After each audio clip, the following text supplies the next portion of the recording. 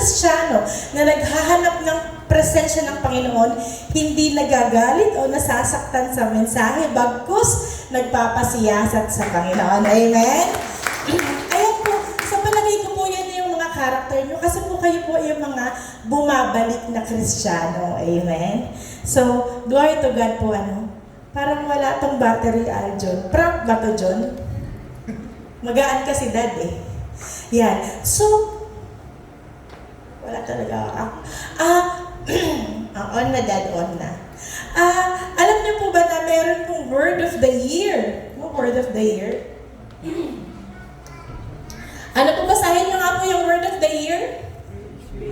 Rage bait. Sa palagay mo ninyo, anong ibig sabihin? Ano po bang sabihin ng bait? Pain. Bitag, pwede din naman. Pero pain. Yan yung mga pain sa isda po, hindi po ba? Ano po yung sabihin ng rage? Matinding galit. Ito ay pain para magkaroon ng matinding galit. Akalain niyo naman po yung word of the year natin, talagang napakaganda. Ano po? Alam mo na kung sinong nag-devise niya, no? Ano pa ba yung mga words na alam natin? Alam mo yung gaslight? Sinong marunong mag-gaslight dito? Oy, mababait. Alam niyo po, hindi naman natin ginagamit ang gaslighting dati, di ba? Totoo. Di ba? Yun pong ano pa ba ang alam niyo na bagong term? Actually po sabi yung 6-7, ginagawa na pong word eh. Alam niyo yung 6-7? Sino nakakaalam? Ano pa? Bukod sa, ano bang mga bagong words ngayon na dati wala naman? Ano? Aba, walang, hindi nagsa-social media, ang gagaling. Siguro lagi lang nagbabasa ng Bible. Narinig niyo na yung brain rot. Ayaw aminin ni RG, alam na brain rot. Bed rot. Anong sabihin ng brain rot? Totoo ba? Hindi niyo alam? O, nila niyo lang ako. Di ba ang brain rot, yun yung nagkakaroon na ng diferensya sa pag-iisip dahil sa sobrang kakalaro, nakukontaminate ang utak. Meron ding bed rot. Ang sabi naman po, nabubulok na sa higaan, sa kakahiga. Sino po ang marunong mag-bed rot dito?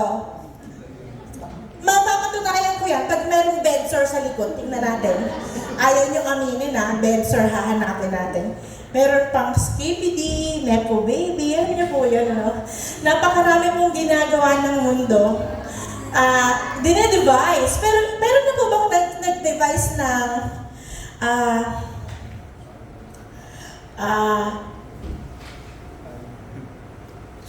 kunwari lang, Father glorifier, kunwari lang, parang ganun. Walang magde-device ng mga makalangit na bagay, tama po. Puro po yan mga masasama, puro po yan mga negative. Kaya nga kailangan tayo ay mag-ingat.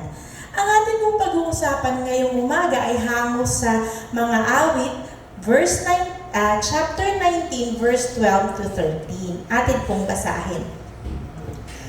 Walang taong pumupuna sa sarili niyang kamalian. Iligtas mo ako, Yahweh, sa lihim na kasalanan. Ilayo mo ang iyong lingkod sa mapangahas na kasalanan. Huwag mong itulot na maghari sa akin ang kasamaan. Sa gayoy mamumuhay akong walang kapintasan at walang bahid ng masama ang aking mga kamay. Kaya po isandalingin mo po at humingi ng pagpapala ng Panginoon. Ama, nagpapasalamat po kami, Lord God, sa inyong salita, Lord. Salamat, Panginoon, sa mensahe mo ngayong araw na ito. Ama, humihingi po kami ng patnubay, ng gabay, pagbubukas ng aming puso, pagbubukas ng aming mga isip, Lord God. Humihingi po kami, Lord God, ng kapangyarihan ng banal mong Espiritu, Lord, for discernment, O God, for understanding, Lord. Itago mo po kaming lahat sa inyong likuran. Gamitin mo po kaming vessel ng inyong pagpapala, Panginoon. Ama, luwalhatiin mo ang iyong anak. Anak, luwalhatiin ang Ama. Salamat, Lord God. Wasakin mo ang lahat ng gawa ng kalaban, Lord God. Any form of distraction, pagkaantok, o mga anumang mga circumstances ay isasang tabi namin, Lord. Sa pangalan ni Jesus, we will focus on your word. And we want, Lord God, that we will be transformed and renewed, Lord God, by the power of the Holy Spirit. Ang lahat ay magsabi ng Amen. Amen. Ang pangagat po ng ating pag-uusapan ngayon ay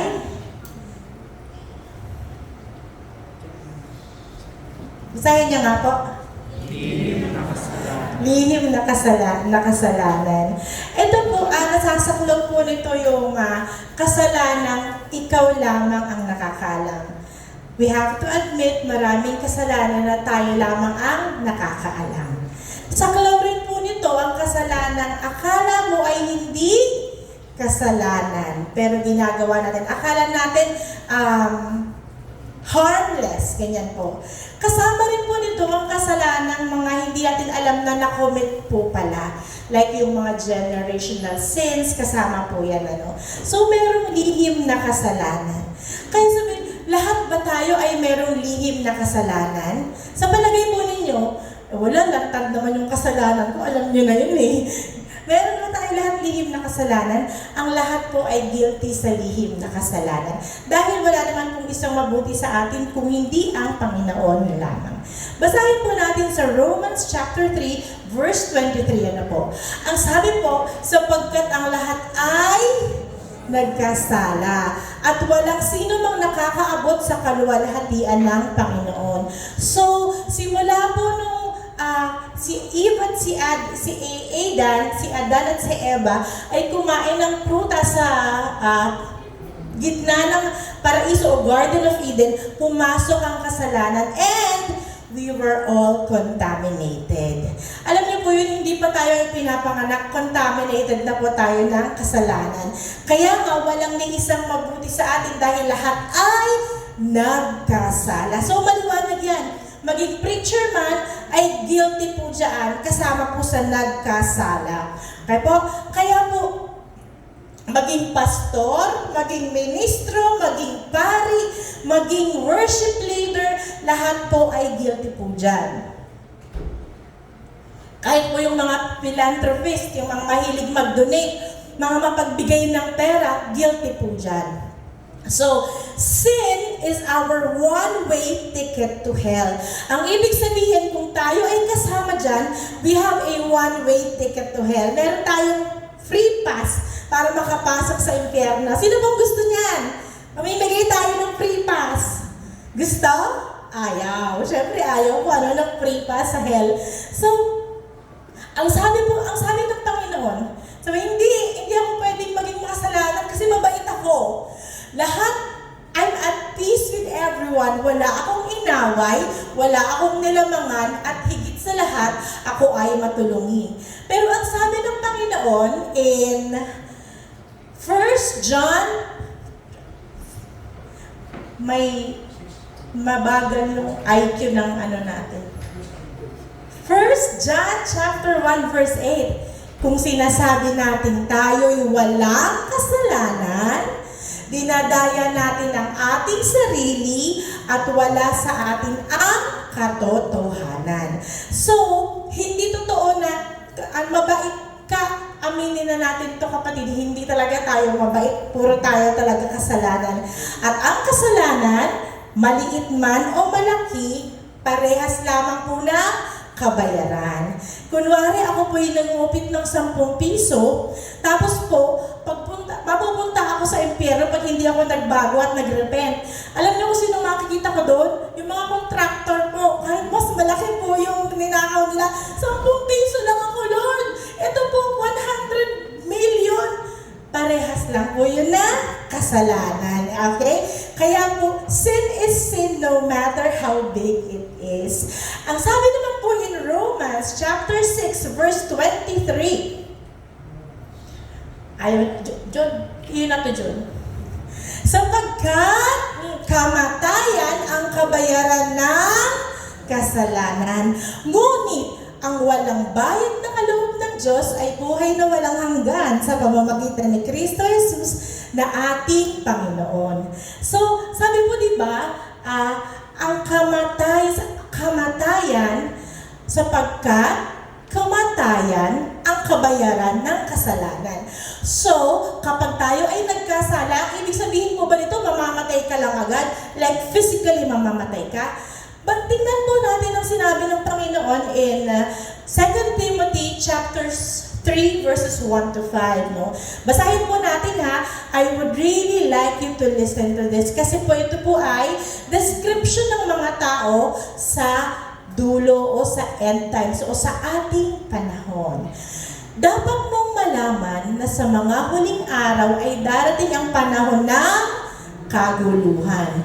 Sapagkat ang mga tao magiging maibigin sa sarili, maibigin sa salapi, palalo, mapagmataas, mapagsamantala, suwail sa magulang, walang utang na loob at lapastangan sa Diyos. Sila'y magiging walang pagmamahal sa kapwa, walang habag, mapangirang puri, walang pagpipigil sa sarili, marahas at walang pagpapahalaga sa mabuti.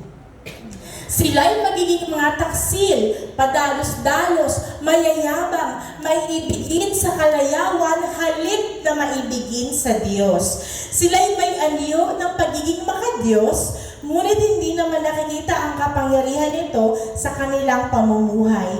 Iwasan mo ang ganyang uri ng mga tao. Kung babalikan po natin o titignan natin o sisiya sa atin ng verse na ito, masasabi po ba natin na karamihan talaga ay nangyari na o halos lahat ay nangyari na? Totoo po yan eh. Sabi nga po ng tagapamagitan, nakikita sa social media ang mga problema ng buhay, ang kasamaan ng mundo, ang paghihirap ng mga tao. Alam niyo po, and it is not surprising o hindi yan nakapagtataka sa mga mananampalataya. Hindi yan nakakapagtaka sa mga nakakaalam ng salita ng Diyos. Hindi po ba? Dahil alam nga natin na sabi ni Lord, sa darating na panahon, sa mga huling araw, ay darating ang kaguluhan. So, alam na namin yan eh, na-warn na kami ni Lord yan. Alam niyo po ba na napaka-rampant ng nagpapapsychiatric tests ngayon? At ang dami rin pong mga dinadala sa mental institutions just because natatakot ang mga tao sa nangyayari sa kapaligiran. Kaya palakpakan natin ang Panginoon dahil may kapayapaan sa kabila ng kaguluhan. Amen. So, dahil ganito ang sitwasyon ng mundo, of course, we need a moral compass. Amen. Ano ba yung compass? Siguro si Mark masasagot na yan, ano? Kasi ginagamit mo yung compass, bro? Paano bang bro ang role ng compass? Sige ko. Ikaw, bro. Mark, ito! Meron ditong picture. Ikaw magpaliwanag, Mark. Ayan, may compass siya. Bakit mo ba nilagay ang compass na yan? Para po malaman ko yung tamang direksyon na pupunta ng buhay ko. Okay, sino naman ang nagdidirekta ng compass na yan? Ikaw din. Hindi mo rin alam yung tamang direksyon. Kasi ikaw ang nagdidirekta. Dapat si Lord. Okay, sige. So may compass siya. Mark, anong gamit ng compass? Yun ma'am, bali, yun tama yung sabi ni Sir na para matrack yung direksyon na dapat yung puntahan. Amen. Nagkakamali ba ang compass? Nasisira ba ang compass? Nasisira, narugin mo nasisira, ano? Hindi na siya magiging reliable, no? Pero po, sa ating panahon, church is our moral compass. Amen? Tama yung sabi ni Mark, para malaman, Mark kasi kayo parehas, no? Mark, Joshua, no? Mark, Joshua, and Mark. Tama na ang moral compass, yan yung guide natin kung saan gustong makita ni Lord yung direksyon ng buhay natin. Ang problem lang, pag yung compass minsan umiikot sa ginagano natin, ilabaliko natin sa gusto natin direksyon. Dito kasi maganda to, gusto ko to. Parang gusto ko dito. Pinapakialaman natin. Pero, ang church ang moral compass. Pero alam ba ninyo, na even churches are infiltrated right now. Na ang dami pong churches na si Satan mismo ang nag-design at gumawa. How could it be? Isang church na mismo si Satanas ang gumawa, pwede. Pwede. In fact, mas marami po sila kaysa sa mga tunay na churches. Kaya dapat tayong mag-ingat. That is why, hindi po nakasalalay sa church ang moral compass natin kung hindi sa Panginoong Yesus na nasa ating mga buhay. He is our moral compass and not the church. Dahil ang sabi po, ang Panginoon ay hindi nananahan sa templong gawa ng kamay, kung hindi sa templong ginawa niya mismo. Sino po ang merong moral compass sa kanilang mga buhay? Taas ang kamay. Amen. Bukod kay Mark na tinatok niya. Gusto mo bang pastor magpatato ng compass? Bukas. Amen. Moral compass. So, we have lost our moral compass. Ano po? Ang sabi po, di ba, ang kasalanan, ano po ang kabayaran ng kasalanan? Kamatayan. So, ang tao naman, ayaw niyang mamatay. Ano po? Alam niyo po, by 2030 po, they are targeting na hindi na po mamamatay ang mga tao. Ayaw mo palang mamatay. Gusto mong maging immortal at eternal. Ang Panginoon nga, may offer ng eternal life, hindi ba? Talagang dinadaya tayo ng kalaban kasi ino-offeran tayo ng eternal life where in fact, God has already given us eternal life through Christ Jesus. Ano po? Mapapansin po ninyo na talaga pong minamak ng demonyo ang Panginoong Jesus by imitating the things that He already did for us. Sino gusto dito maging immortal? Patay na lahat ng kabatch mo, buhay ka pa. Gusto mo nang mamatay, ayaw mo nang mamatay, pwede po yun mangyayari. Kasi kapag po kung ano-anong ginawa natin sa katawan natin. Kung ano-anong nilagay, inimplant, isinaksak, itinurok na po. Kilala niyo po ba recently po, merong artista na hindi na siya mukhang siya. Ano nga pa pangalan ng artista na yun? Ayun, narinig ko. Ayan, updated si Eliza. Hindi na po siya kamukha ng sarili niya. Okay. Alam niyo po, si RC Munoz, hindi na po siya mukhang siya. Ibang tao na po. Hindi si RC Munoz hindi siya yan. Example lang po yan. Pero, fake news. Ang sabi nga po, ano ba to, final look mo na to, baka mababago pa yung look mo. Alam niyo po, kapag pinapakialaman natin ang galaw ng gawa ng Panginoon, we are just simply telling Him, hindi maganda ang gawa mo. At hindi totoo ang sinabi mo that we are fearfully and wonderfully made. Kaya lang, napansin po ba ninyo that this is getting normalized? Ang ibig sabihin, ang pagbabago na ibinigay na atin ng Panginoon ay nagiging normal na lamang, hindi po ba? Kaya nga po, ang dami na nagpupunta sa Thailand, nagpupunta sa ibang bansa para po magparetoke ng ginawa ng Panginoon. Si Alvin pupuntahan niya pag gustong retokehin ng motor. So sa Thailand pupunta kapag gustong retokehin ng ilong, ganun po. Okay? Pero po, ang problema, yung anak nila, i-reveal ko ano yung katotohanan ng itsura nila. Kasi po, ang DNA, hindi naman nare-retoke. O paglabas ng anak mo, sintangos ng ilong mo yan. Hindi, kung gaano kababa yan, doon din po maging ma-manifest yung ilong ng anak mo. So, baliwala. Encourage mo ngayon yung anak mo na maggalawin din o pakialaman ang ginawa ng Panginoon. Sometimes we think that it is just normal o pag-aalaga lamang po ito sa sarili. But no, it is a sin.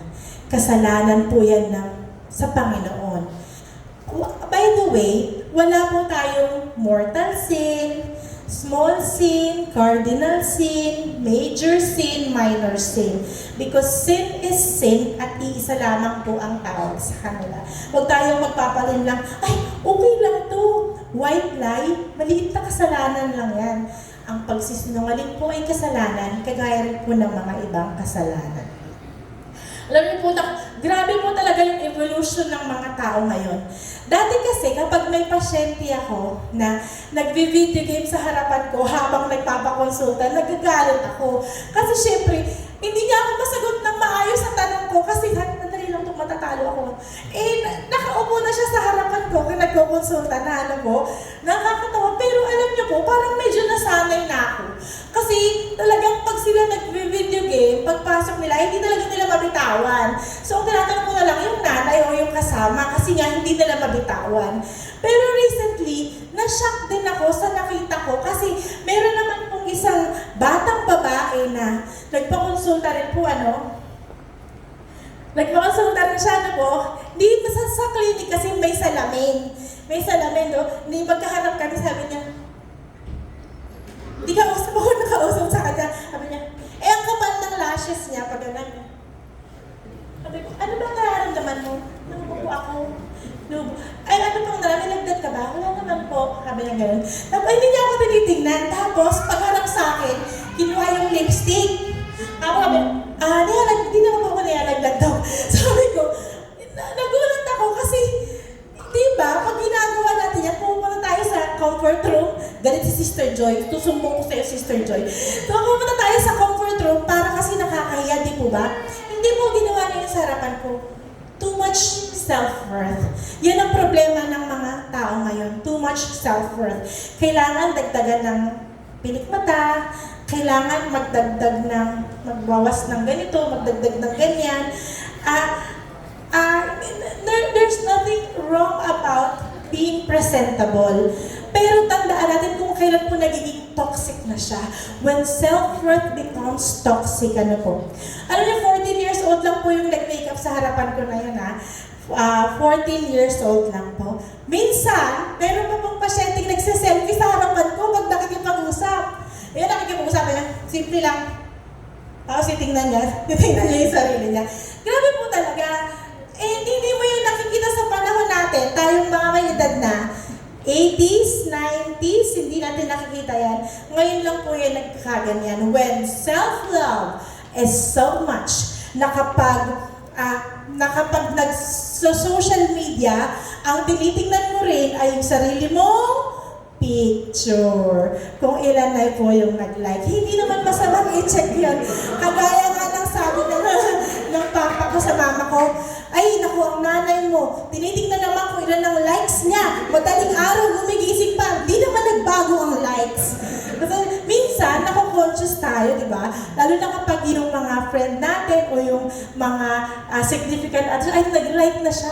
Hindi ko gusto yung thumbs up lang. Dapat heart, tsaka love, di ba? Thumbs up, hindi na yan gusto. Siguro galit sa akin to, thumbs up lang. Di ba kapag kasi e-effortan mo, kapag type na type mo, ang ganda ng emoji mo Pag sige na, okay lang, pinita ka, thumbs up na lang. Masyado na pong nakakonsume ang mga tao sa atin pong, sa vanity po, sa sarili. And mind you, vanity po is putting yourself over others and most importantly, over God.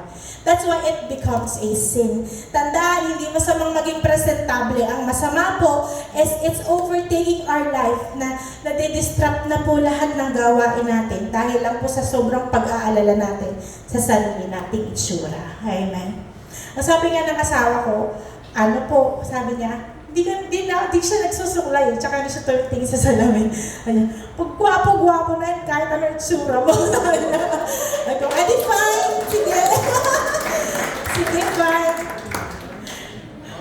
Payagan na natin, birthday naman niya ng isang araw. Happy birthday!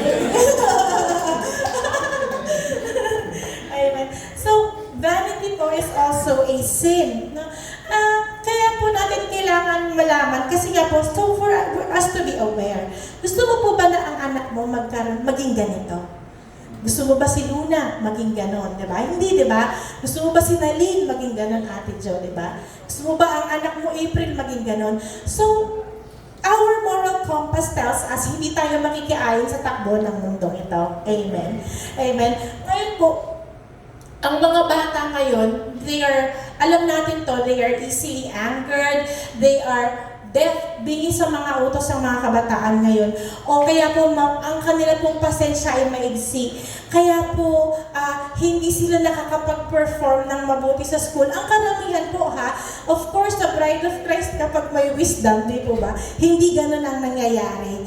Alam niyo po, ang technology po is maganda, but then again, kailangan natin magkaroon ng wisdom. Alam niyo po ba na ang technology is from the enemy? Galing po talaga sa demonyo ang technology. Did you know that? Nagaling po talaga sa demonyo. Ano po yan fallen angel technology po yan. Pero, ipapresent po sa atin yan with few good benefits. Ang ibig sabihin, mas madaling mag-research, mas madaling makapag-communicate, mas madaling makarelate. Pero ano po ang ginagawa? Dinedetach tayo sa mga taong mismo kasama natin sa bahay. Who has experienced a relationship like this? Ang mag-asawa na hindi nag-uusap kasi parehas nagsiselfone. Minsan nangyayari rin po yan sa amin, papasok yung anak namin, cellphone na naman. Tapos makakonvict kami, titigilan muna natin. Hindi po ito sinasabi dahil po perfect kami. Sinasabi po ito because we are the moral compass that the Lord sends the people, di po ba? Yan ang kailangan natin maintindihan. We have to use this technology with so much discernment and wisdom. Dahil dati nga po, di ba, no, sabi, ang mga, sorry po sa word, no, pero may mga addict before, nung panahon ng 80s, 90s, ito po yung mga nagnanakaw ng plancha ng nanay, binibenta, paghanap niya, saan yung plancha, mamamlancha si nanay, wala na, ibenta na, kasi pinambili ng drugs or siya po, di ba, yun yung panahon. Ngayon, totoo, di ba, minsan mahirap lang itakas talaga yung ref, pero maliliit na bagay na itatakas. Pero ngayon, ano po, ang sabi nga po, ang parents pa mismo ang nagsusupport sa addiction ng mga bata. By buying them gadgets, may iPad na siya, may cellphone na siya, meron pa siyang tabletop. We are poisoning the minds of our kids. Kung kailangan po nila to sa school, make sure that they use it for a limited time only. Huwag natin ibibigay yung full authority sa kanila para po sa mga gadgets na ito. Alam niyo po, napaka-blessed ng mga tao, kabataan na nakapagpaanod sa sapa. Sino nakapagpaanod sa sapa? Yung natinangay. Yan, si Sir Jing. Buti hindi ka natulungan, di ba? Sinong napaka-blessed po ng mga taong nakaakyat sa puno? Yan! Sister Jing, ikaw talaga, kinaya mo? Buko. Di mo ba? Napaka-blessed ng taong nakapaglaro ng luto-lutuan sa tunay na apoy. Dilata ng sardinas, may konting bigas sa may apoy, di ba? Ang saya, di ba? Tapos pumipitas kayo ng kamatsili para kakainin mo ninyo anong iluluto. Di po ba? Grabe ang saya nun. Sana maranasan ng mga anak natin. No? Maglaro sa putikan, di ba?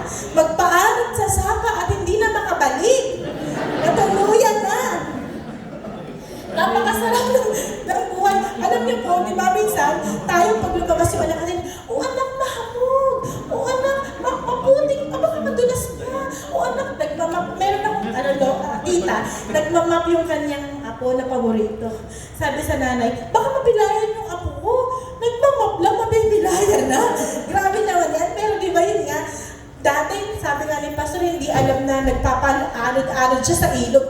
Pero yung nanay niya, walang alam yung nanay niya. Anak, welcome back. Hindi niya alam na buhay pala yung pinagdaanan ng anak niya, di ba? Ang saya-saya kasi natuto, di po ba? No? Nakakatawa po. Yan po yung ninakaw sa mga kabataan natin ng gadget at social media. Huwag nating payagan. Ipa-experience natin sa kanila. Huwag lang yung magpaanod. Huwag lang yung magpaanod. Madali na yun sa Manila eh. Sa Manila, madali na magpaanod. Blood control pa rin Lagot tayo sa DPWH. Malapit ng December 15. Parusahan daw sila. Alam niyo po ba na tumaas ang teenage pregnancy ngayong 2025 by 58% po. Ages 10 to 14 years old. Tumaas po siya, po. Alam niyo bakit din tumaas? Dahil po nakikita rin nila sa mga gadgets, sa mga cellphone. Alam niyo po, nakakalungkot na merong mga 2 years old na namomolest siya ng uncle, ng tito. Sa clinic po ito ha, so ano po to first hand information. 7 years old, ng step lolo. Alam niyo po yun, bakit? Kasi po, merong provocation sa mga nakikita sa cellphone. Aminin natin, lahat tayo, we know what we are talking about. Very dangerous po talaga yan. Kaya po, yan ang resulta. Sasabihin mo, ang solusyon dyan, proper sexual education para matuto silang mag-contraceptive. No. Moral compass is the answer. Jesus Christ is the answer. Para matutunan ng mga kabataan to say no and to do it the proper and right time. Amen? Huwag nating papayagan po, So, syempre, one sin leads to another. Syempre po, watching pornography, meron pong matatanim sa isip ng mga kabataan.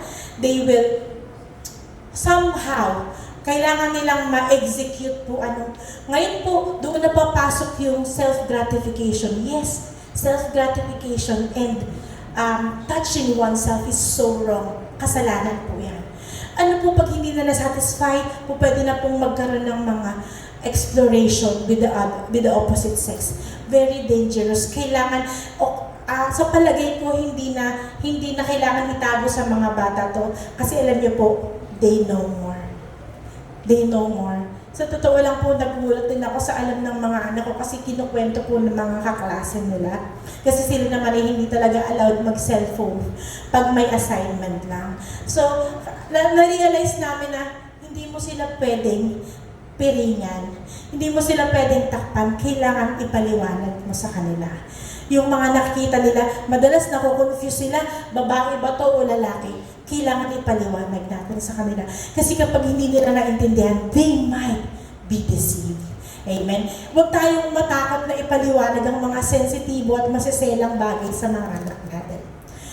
Isang pasyente ko rin po yung gumulat sa akin kasi recently po, nakita ko siya, nagbalik siya sa clinic, nagulat ako, nag-doubt ako kung ano yung gender niya. Yun po pala, gumagamit, babae siya pero gumagamit siya ng testosterone. Alam niyo po yun, para lumalim ang boses, para magkabigote. Tapos, ang dami na talaga ng boses niya. Pagpunta niya, confused ako. Ano nga po ba ang gender ninyo? Female po, female.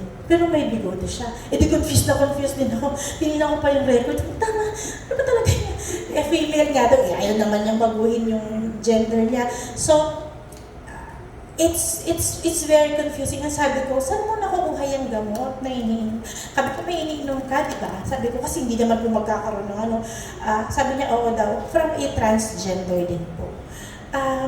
We have come any point na ini-encourage po na mag-transition. We have, di ba, anak ni Lea Salonga di ba? Suportado. Anak ni Ian Veneracion, suportado. Kapag po ba sinuportahan ng malalaking artista ang transitioning o ang pagbababae ng lalaki o paglalalaki ng babae, nagiging tama po ba siya? Hindi, di po ba? Pero, nagiging sanay tayo. Ang ibig sabihin, sila nga okay. Di okay lang din ako kasi sila nga magagaling na tao, mayayaman, pero okay lang din ako. Kaya tayo pinayuhan ng Panginoon na huwag makikiayin sa takbo ng mundo Ipaglalaban natin po kasi po, winawasak po ng demonyo talaga. Kinokontaminate, nilalason po ang isip ng mga tao, ng mga kabataan. That's why again, we go back to the moral compass. Sa church, ituturo po sa mga kabataan ang gender na ginawa ng Panginoon, male and female, tama po. Sa church po, sinasaway po ang mga ganun. Pero ngayon po, marami pong mga vlogs na sinusuportahan, tama? Yung mga batang lalaki na may tendency, ginagawa nila for views, pinagdasayaw nila. Tapos po, Alvin, nag-send ka sa akin ng ganyan, diba? Pinagdasayaw nila, tuwan-tuwa sila, ginagawa nila for entertainment. Pero hindi nila alam yung buhay ng bata. Nasira po in the process, di po ba? Imbes na makorek, imbes na matama. We are living in a world where our moral compass is destroyed. Siguro po tinapakan, dinurog na po yung moral compass, ano po. At nandito na po tayo sa panahon na manhid na ang tao sa kasalanan. True? Totoo po, di po ba? Pero something inside us tells, hindi to dapat. Hindi to dapat. Si Lord ang nagsasabi sa atin, hindi to dapat. Alam niyo po ba na mayroon na din pong LGBTQ na Bible? Alam niyo po ba yan? They made a Bible specifically for gay and homosexual people. Kung saan inuumit ang mga salita na hindi maganda sa kanila at ipinupush yung mga salitang gusto nilang yakapin. Yes, hindi lahat ng Biblia ay totoo at tama. Kasi nga po marami po ang kinontaminate. That is why we come back again to the moral compass. Jesus Christ ang magsasabi sa atin kung ano po ang tama at mali. Madalas po, no, means, di ba, ang dami nating nakikita sa church na nakataas ang kamay, tama. Ang dami pong nakataas ang kamay sa church, pero, sabi ng Panginoon, huwag tayong magtataas ng kamay nang madumi ang ating puso. Diba? Huwag tayo magtataas ng kamay na puno tayo ng kasalanan. Kasi bago natin isuko sa Panginoon yan, ihingi muna natin ang tawad. But sadly, sa atin pong simbahan, o sa marami pong simbahan sa buong mundo, nawala na po yung conviction. Ano po yung conviction?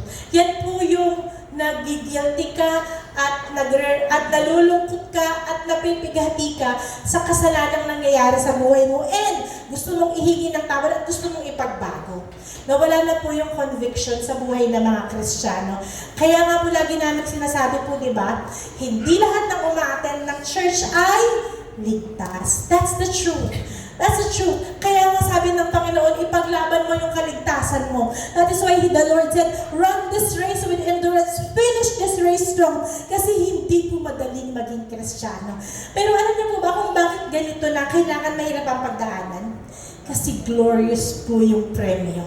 Glorious po yung katapusan. Kung baga, masasabi mo na worth it talaga.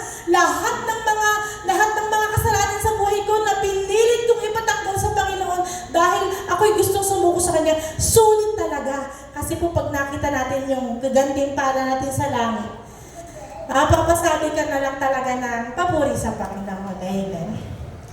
Ang sabi ng Panginoon, tingnan po natin ito sa mga awit. 53:2. Magmula sa langit, ang Diyos ay nagmamasid sa kanyang nilalang kung mayroong marunong at tapat sa kanya na nananambahan. Apo? So, ang Panginoon ay nakatingin po sa atin, ano? Hindi tayo pwedeng tumaliko, hindi tayo pwedeng hindi natin siya pwedeng ima. Hindi natin pwedeng sabihin na, Lord, praise the Lord, hallelujah. Alam niyo sa kabila po ng ating pagtaas ng kamay at mga awitan, kita po niya ang tunay na laman ng ating mga puso at isipan, di ba? So, ang sabi nga po ng Panginoon, alam niyo po yung mga sasabihin mo na, talaga? Palasimba yung tao na yan? Bakit ganyan magsalita? Talaga? Religyoso yan? Bakit ganyan? Parang, ang daming ko naririnig sa tao na yan. Kasi po meron pong babala ang Panginoon. Sabi po ng Panginoon, sasabihin naman ni Yahweh sa salita lamang, malapit sa akin ang mga taong ito. At sa bibig lamang nila ako iginagalang. Subalit, inilayo nila sa akin ang kanilang puso at ayon lamang sa utos ng tao ang kanilang paglilingkod. So, nakakalungkot po no, na kapag na buong buhay natin ay ginuhol natin sa church, tapos sasabihin ng Panginoon, sa bibig ka lang naman malapit sa akin, pero sa puso hindi talaga, hindi po ba? Kaya nga po napakaselan ng relationship sa Panginoon. Kagaya ng relationship natin, kunwari sa mag-asawa o sa boyfriend at girlfriend, di po ba? Nasabihin, I love you, hon, I love you. Tapos lalabas ka, makikipag-party ka sa iba, di ba? Tapos kung sino-sino yung kausap mo ng mga opposite sex, di ba? Hindi totoo na mahal mo yung partner mo o hindi totoo na mahal mo yung husband mo. Kasi kung ano-ano rin ang ginagawa mo. So, sa bibig lang, hindi sa gawa. Kung talagang totoong mahal pagmamahal, nananatili ka sa bahay, nagtitake ka ng time together, nagbabanding kayo, may mga hindi siya nawawala sa tabi mo, yun ang pagpapakita sa gawa. Mind you, ganit po ang Panginoon sa mga ritual. Alam niyo po yung mga ritual? In fact, ang numerical value po ng tradisyon. Tradisyon sa Biblia ay 666. Kasi ayaw mo ng Panginoon ng, ay, gusto mo lang yung ritual, gusto mo lang yung, wala na, umattend ka ng church, nag-antanda ka, yumuko ka, lumabas ka, pero walang nagbago. Ritual. Ayaw ng Panginoon. Religiosity. Sunday obligation, done. Tapos post na natin, naka-selfie tayo sa likod ang background church. Pero walang nagbago, di ba? Walang nagbago. Yun po yung religiosity, yun po yung kinasusuklaman ng Panginoon. Kaya ang gusto hinahanap ng Panginoon, alam mo po yung pagkatapos ng Sunday service, nag-uumapaw ka, na gustong-gusto mo pong i-share yung kabutihan ng Panginoon na natuklasan mo, pag uwi mo ng bahay, ikinuwento mo, na sobrang excitement mo, na ikwento mo ng napakahusay. Ngayon, nadala mo yung kamag-anak mo, yung kapatid mo, yung asawa mo, yung kaibigan mo, kasi in-empower ka ni Lord. Yun po yung hinahanap ng Panginoon. Yun po yung tunay na binabago, tunay po na tumatagos, tumitimo sa puso. Ayaw po niya ng mga tradisyon lang. Kaya nga, di ba, po, ulit-ulit sinasabi, hindi irerespeto ng Panginoon ang Iglesia ni Cristo. Hindi irerespeto ng Panginoon ang born-again Christian. Hindi irerespeto ng Panginoon ang Catholicism. Dahil ang relihiyon po ay kanyang kinamumuhian. Yan po ay nagdadala lamang ng mga division. Pero kung tinignan po kung ang Biblia po ang tunay na salita ng Diyos, dapat iisa lang din ang katotohanan. Ang problem, meron pong mga subject for interpretation. Kaya nga po, mulit-muli kailangan natin ng wisdom at discernment. Madalas po sa clinic, meron din pong magpupunta sa akin, Dok, sabi po ng manghuhula, may UTI daw ako. Di dapat nangyayin ka na sa kanya ng antibiotic. Siya pala nagsabi may UTI ka, no? Di ba? Di dapat nangyayin ka na sa kanya. Sabi ng manghuhula, sabi ng manggagamot to, bigyan mo daw ako ng antibiotic kasi daw, iba daw to. Pinasunod mo pa, ang ginawa po kong sekretary ng mga huhula mo. Sabi ko sa kanya, di sa kanya ka mangingi. Gano'n mo. Dok, sabi niya may UTI daw eh. May laboratory pala siya, hindi magawa na niya doon. So, marami mo yun. Alam niyo po, nung pong mga kabataan namin, talaga naman po, palapunta rin kami sa hilo, talaga po yung sa tawas. Sa tawas, sino nagpatawas dito? Umamin kayo? Ayan. Hindi pa umamin lahat. Umamin na. Ayan, nagpatawas. Nagpahula. Nagpunta sa manguhula sa Quiapo. Umamin kayo. Sa Quiapo. Ayan, si Ate Ali. Anong hula? Hula lang. Di ba ba? Opo, alam niyo po ba na ang mga bagay na ito po ay hindi rin po kalagod-lagod sa Panginoon. Ang sabi po ng Panginoon ay Leviticus chapter 19 verse 31. Huwag kayo, makinig huwag kayong sasangguni sa kumakausap sa mga espiritu, mga namatay, o sa mga manghuhula. Kayo'y tinuturing na marumi kapag sumangguni kayo sa kanila. Ako si Yahweh na inyong Diyos.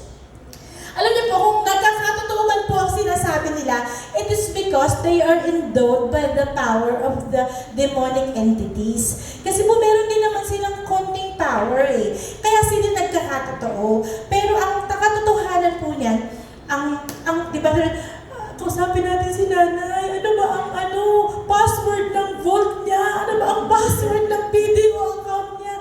Ang laki ng pera doon eh. Yung pati kakausap kayo ng espiritista. Ay, sabi ni nanay mo, 785432. O pengi 1,000. Di ba? Hindi po totoo yun. Wala na pong nagagawa ang patay. Kaya po pagpunta mo sa mga patay, hindi na po sila pinapakain, hindi na rin sila pinapainom. Actually po, ang panalangin ay wala na rin nagagawa sa kanila kasi nga po, tapos na eh. Tapos na.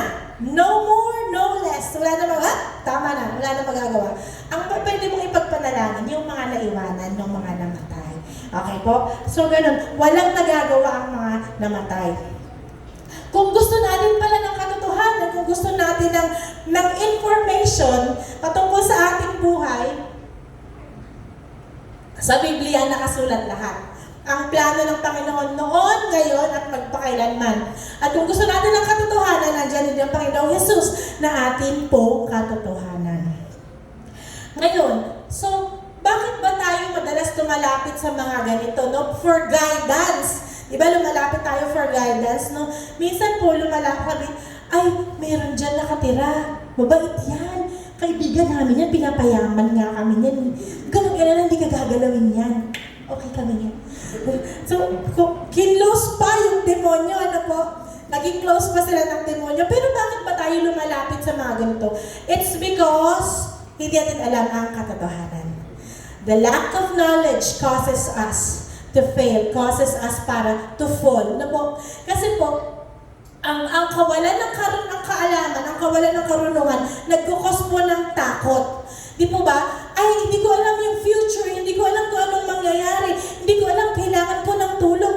Wala namang masama kasi si Lord naman ng Lord and Savior ko, pero walang masama na humingi ako ng tulong sa ganito. Binigay mo na sa kanila, binigyan mo na sila ng authority sa inyong buhay. Mind you, na ang sobra-sobrang takot o sobrang pag-alala ay hindi din po kalooban ng Panginoon. Amen? So, yan, ano pong ginagawa? Ito po ba yung tawas, no? Yung nagpapatak ng kandila? Na doon sa tubig na po, nagpapatak sila ng kandila sa tubig. Mind you, ito po yung magkukos lamang talaga ng mga hindi magandang bagay sa ating buhay. Sapagkat, sabi ng Panginoon, sapagkat ang Espiritong ipinagkaloob sa atin ay Espiritu ng Diyos, hindi kahinaan ng loob, kundi espiritu ng kapangyarihan, pag-ibig at pagpipigil sa sarili. Kaya po, yun yung sabi ko kanina, napakarami pong pasyenteng takot, ang dami pong pasyenteng broken-hearted, ang dami pong pasyenteng meron silang nararamdaman na hindi nila maipaliwanag. Takot, hirap ng paghinga, hapo, hindi nila maintindihan, na konting bagay lang hindi makatulog, na stress po sila. Alam niyo po, ang anxiety o ang panic attack will mimic any illness. Ibig sabihin po, ang anxiety o ang panic attack, kaya niyang gayahin ng kahit anong sakit. Kahit po stroke, heart attack, kahit po mga cancer, kaya niya pong gayahin yan. Magmamanifest po yan sa katawan ng tao, basta merong takot. Bakit? Kasi po ang takot, yun po yung entry ng kalaban para makapasok at mamanipulate ang ating katawan. Kaya nga po may babalakas din po sa kanyang mga kasamahan. Meron po siyang pangamba. Meron po siyang pangamba. In 2 Corinthians chapter 12, nangangamba ako, baka pagpunta ko riyan ay may makita akong hindi ko magustuhan. At kayo naman ay may makita sa akin hindi ninyo magustuhan. Baka ang matagpuan ko ay pag-aaway, which is hindi kalooban ng Panginoon. Pag-iinggitan, pag-aalitan, pagmamaramot, pagsisiraan, pagchichismisan, pagmamataas, at kaguluhan. Nangangamba ako na nagpunta akong muli riyan, hiyain ako ng aking Diyos sa harapan ninyo, at itatangis ko ang karumihan, pakikiapid, at kahalayang hindi pa pinagsisisihan at tinatalikuran ng marami sa inyo. Ang mga bagay na binabanggit po ni Paul dito lahat ay hindi kaaya-aya sa Panginoon. Ang sabi nga po, hihiyain siya ng Panginoon kung makikita po ito doon sa kanyang mga kasamahan. Alam niyo po, wala naman pong perfecto sa atin. Lahat po tayo ay nag-commit ng mga pagkakamali na ito, di po ba? Wala pong malinis nga po Pero ang kailangan po is isukulang natin sa Panginoon. If we recognize that these things are sin.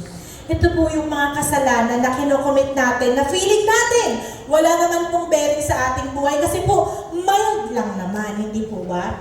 Ano nga po ba ang tawag sa babaeng Kristiyano na mahilig mag-church pero mahilig din pong mag-chismis? Ano nga po? Yan po ang The Great Samarites. The Great Samarites. Ano po bang The Great Samarites dito?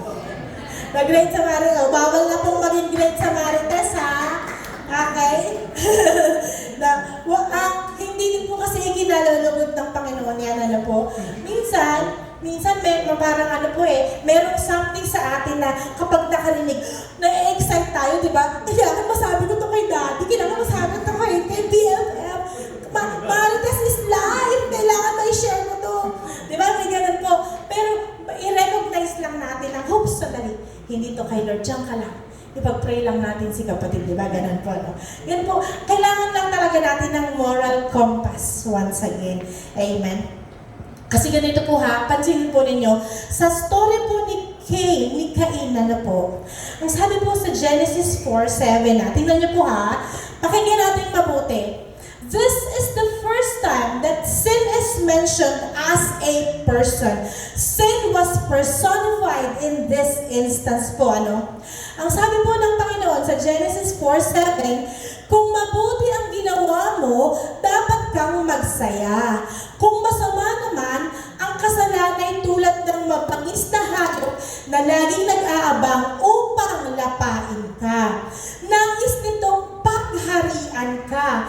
Kaya kailangan mapaglabanan mo ito. So, ganun po ang kasalanan. Sin was given in the nature of a person. Ang ibig sabihin, parang umaaligid po na hayop. Ano ba po yung mabangis na hayop?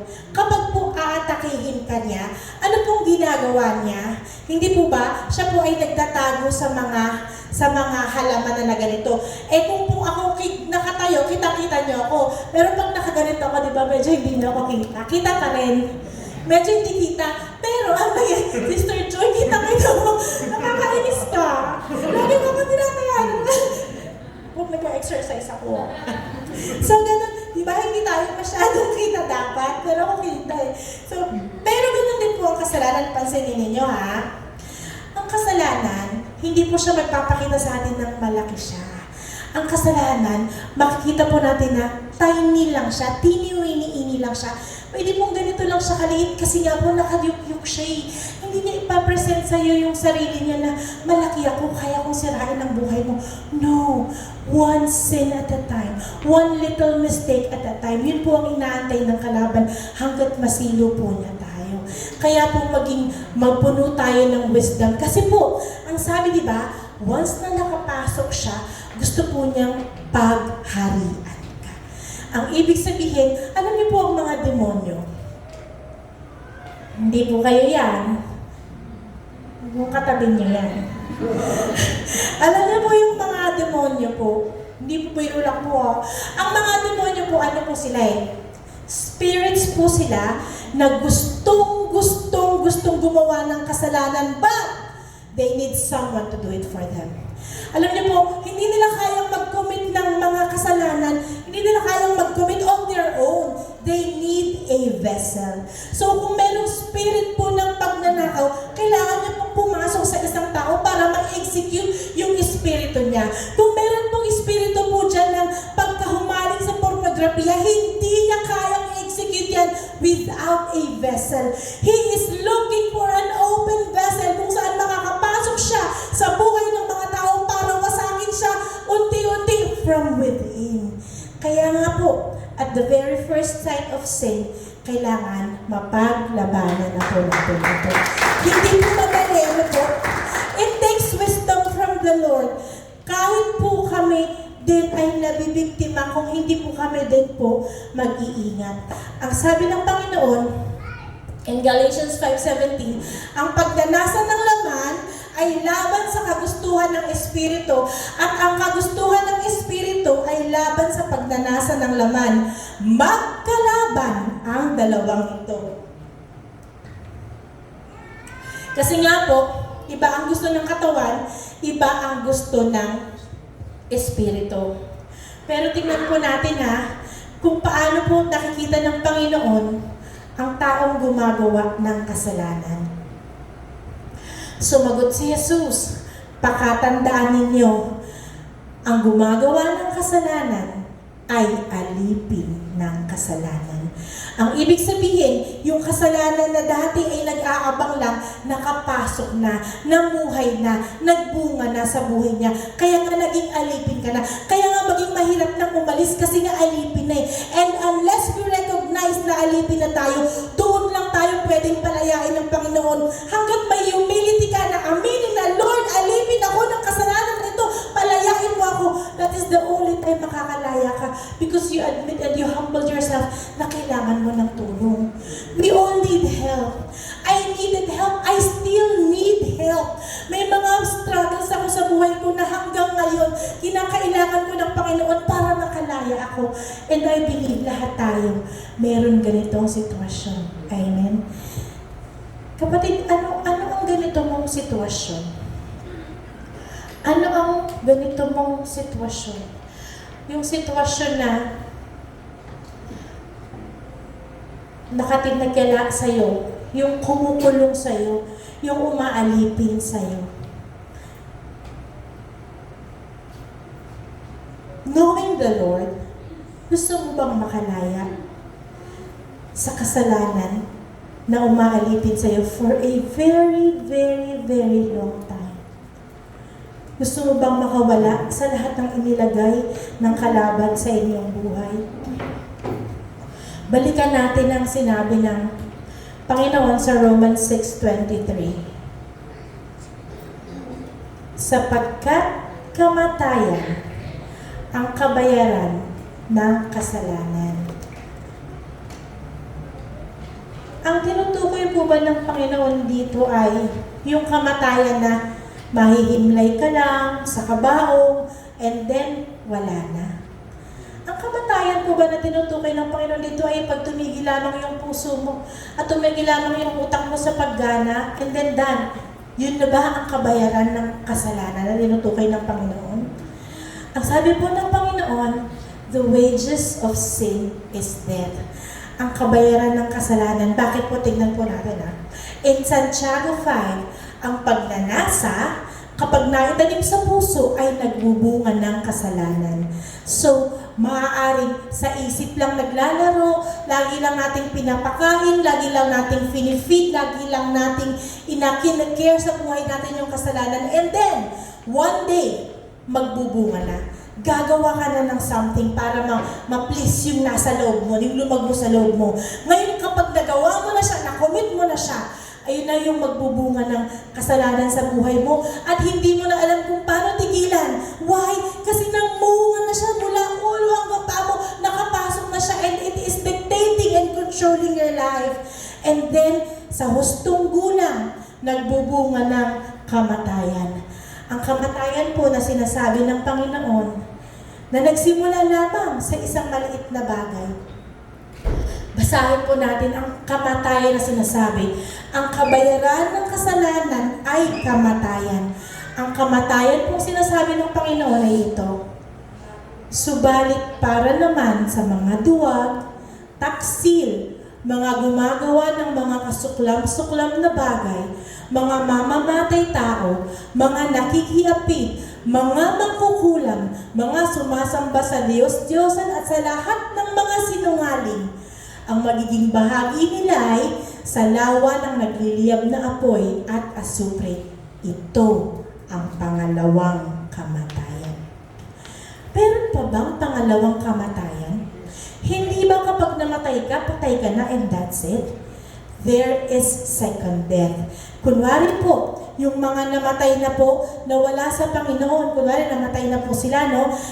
Sila po ay matutulog lamang sa, mailalagak lamang ang kanilang espiritu, ang kanilang kaluluwa sa Hades, pero ang katawan po ay mabubulok. That is first death. Kung hindi po sila tumanggap sa Panginoong Yesus at namuhay ayon sa kalooban niya, pagdating po ng Panginoon sa judgment, bubuhayin silang muli. At pagkatapos po sila ma-judge at na-condemn na po sila, mamamatay po ulit sila, going to second death. Doon na po itatapon sa naglalawang apoy, sa naglalawang asupre. Not yet. Not now. Sabay-sabay po yun mangyayari kapag nag-judge na po ang Panginoon. There is a second death. And that is what we do not want in our life. Ayaw natin ng second death. Alam niyo po, marami pong testimony sa Bible na I urge you, I encourage you, and I plead with you. Please, hanap po kayo ng mga testimony sa Bible at siguro mag-gather kayo ng mga 5. Tapos pagkumpara-kumparahin niyo po, hindi naman sila magkakakilala, pero po, meron silang mga common factors na po. Ang sabi po nila, kapag po nandun na po sa impyerno o nakapunta sila doon, meron po kasing mga testimony na dinala sila ng Panginoon doon. Ang sabi po nila is, heighten yung senses mo. Ang ibig sabihin, parang 360 daw yung mata mo, kita mo lahat. Tapos kahit isang balahibo lang na nagkakadiferensya, ramdam mo rin. Tapos nadidinig mo ang lahat ng iyak ng sigawan, nalalasahan mo, kahit ang amoy kaya mong lasahan, heightened ang senses. O ibig sabihin, mas sensitibo ang mga tao doon sa impyerno. Bakit? To experience the suffering, to experience the torture more. Ganun po ang description ng mga taong nakakapunta doon. At alam niyo po ba na hindi lang po mga taong walang Panginoon ang nakakapunta sa impyerno? Hindi lang po mga taong hindi tumanggap sa Panginoong Jesus. Kahit po mga pastor, kahit po mga preacher, kahit po mga pari, ministro, kahit po mga churchgoers, pwede pong mapunta doon if we are not careful. Ang kaligtasan po ay biyaya ng Panginoon, kailangan nating pahalagahan at ingatan. Alam niyo po, makakarinig kayo ng voice of accusation or voice of conviction. Sino po ang accuser sa ating buhay?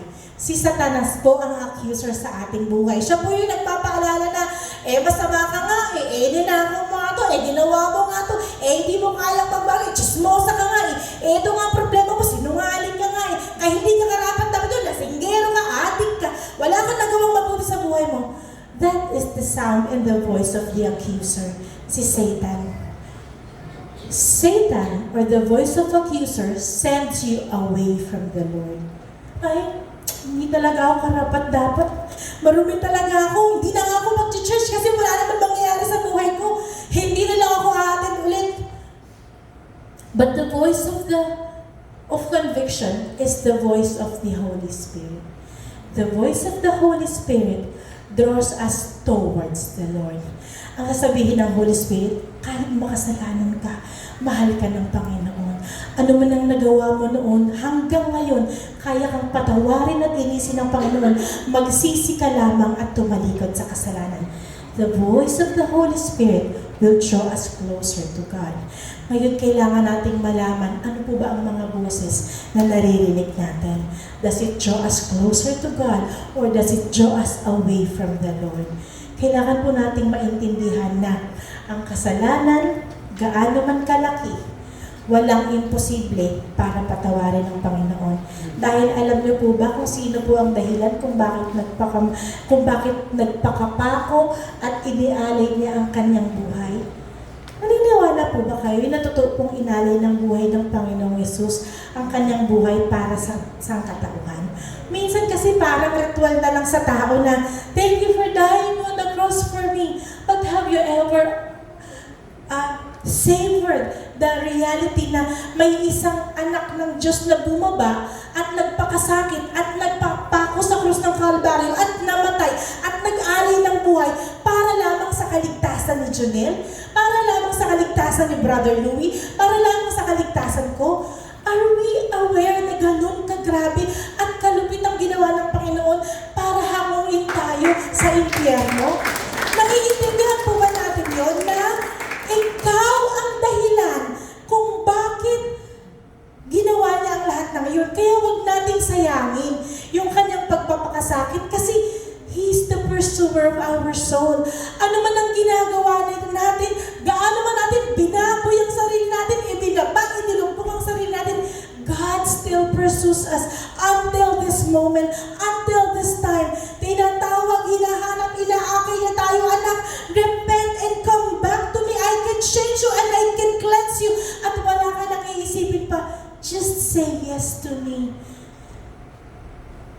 But the Lord said, sa babae pong natagpuan niyang nangangalunya, ang sabi ng Panginoon,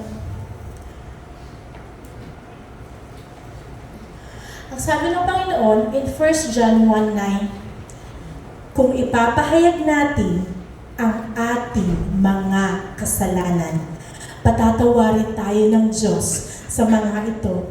Lilinisin tayo sa lahat ng ating kasalanan pagkat siya ay matuwid. Yes, it is possible na ang mga makasalanan at mga maduming kagaya natin na naglulublob sa kasalanan araw-araw ay pwede niyang hanguin at pwede niyang baguhin. Pero may paalala po ang Panginoon once na binigay na niya sa atin iyon. Ang sabi ng Panginoon nung nakita niya ang babaeng nangangalunya na pinatawad niya at nag-alisa na ang kanyang accuser, ang sabi ng Panginoon, hindi rin kita hahatulan. Umuwi ka na at mula ngayon ay huwag ka nang gumawa ng masama. There is a reminder. If you want that life, that salvation, there is a responsibility. There is a responsibility para sa ating mga lahat, sa ating mga tatanggap ng kaligtasan. Truly, we all need the saving grace of the Lord para hanguin tayo sa kinalalagyan natin. And hindi ba napakasarap isipin na namumuhi man ng Panginoon sa kasalanan, puro at dalisay ang pagmamahal niya sa taong may sala, sa taong nagkakasala. Alam ng Panginoon na hindi natin kaya sa pamamagitan lang ng ating lakas at talino para kumawala sa sumpa ng kasalanan. Kaya pinadala niya ang Panginoong Hesus. Pinadala niya ang anak niya para ang sino mang sumampalataya sa Kanya ay hindi mapapahamak kundi magkakaroon ng buhay na walang hanggan. Ito ang buhay na walang hanggan na pinipilit gayahin ng mga tao.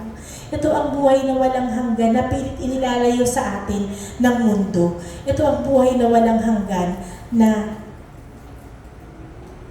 wala ng paghihirap, wala ng disappointment, wala ng frustration, wala ng kasalanan, wala ng luha, walang gutom, walang pagod. Isang buhay na kasama ang Panginoong Hesus. Naniniwala po ba kayo na malapit na po itong mangyari? Do you believe in your heart, with all your heart, with all your mind, and with all your soul, ng mga bagay po na ito ay halos abot kamay na ng mananampalataya? Mga kapatid, habang may panahon pa, isuko natin ng lahat ng ating mga kasalanan, isuko natin ng lahat ng ating mga iniingatan sa ating mga buhay. Dahil ang lahat po ng ito ay nais ng Panginoon baguhin, palitan po ng kanyang pag-asa. Hanggang sa mga oras na to, hinahabol ka pa rin ng Panginoon para baguhin. Truly, He is the pursuer of our soul. Hallelujah. Tayo po lahat ay tumayo. Salamat naman, Lord God, sa kabutihan mo, Panginoon.